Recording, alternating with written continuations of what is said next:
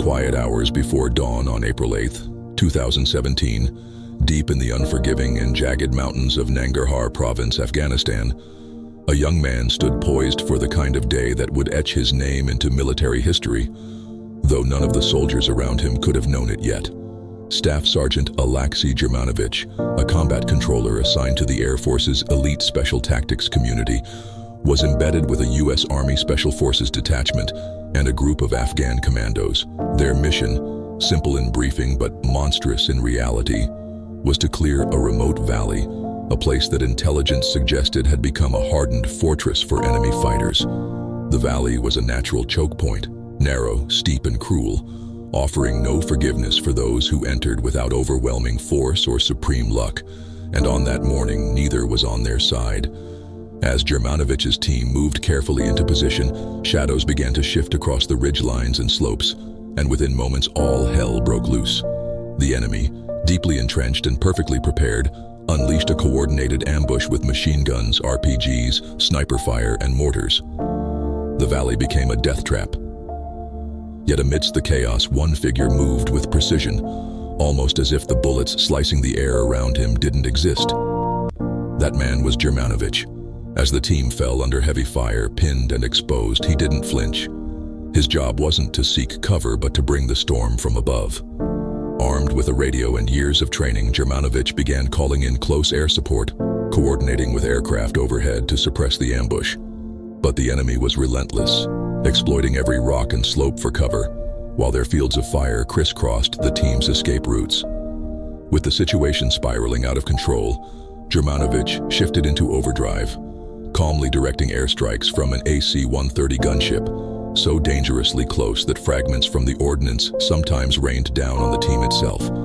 Precision was the difference between life and death, and Germanovich delivered it under fire, strike after strike, pushing back enemy positions one by one, forcing their heads down just long enough for his brothers in arms to regroup, return fire, and maneuver.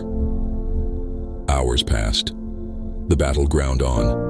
Ammunition ran low. The team, stripped to pistols in desperation, still held the line, but the tide was not yet in their favor. In those critical moments, Germanovich again risked everything, leaving what little cover he had to better position himself for clearer lines of communication with supporting aircraft, ensuring the airstrikes didn't miss, and exposing himself to direct enemy fire in the process. He moved without hesitation, assessing not just the location of friendly forces but also the evolving enemy positions, always 2 steps ahead. The sheer weight of responsibility, dozens of lives depending on his next call, would crush most men, but Germanovich operated with the steadiness of a machine. As the team started a fighting withdrawal, Germanovich noticed one of the Afghan Commandos had been gravely wounded and was unable to move. Without a second thought, he rushed to the downed soldier, lifting him onto his shoulders and carrying him over rugged terrain, under fire, uphill for over 700 meters toward the medevac exfiltration point. Even after reaching safety, he did not stop. He immediately resumed his role, still under fire, coordinating final air support to cover the remaining friendly forces still extracting from the kill zone. His leadership and technical skill in air-to-ground coordination under extreme pressure allowed for not just the team's survival, but for mission success in one of the harshest and most lopsided ambushes Special Operations Forces faced that year. When the dust settled, over 150 Allied personnel were alive because of him, and 11 fortified enemy fighting positions were annihilated thanks to the airstrikes he had directed, all while he himself had placed his life on the line over and over, fully aware that every moment spent on the radio was another second exposed to enemy fire. His actions were more than just the fulfillment of duty. They were an embodiment of calm courage and selfless commitment, the kind that even veteran soldiers rarely witness in a lifetime of deployments. When news of his bravery filtered back through the chain of command, there was no debate about recognition.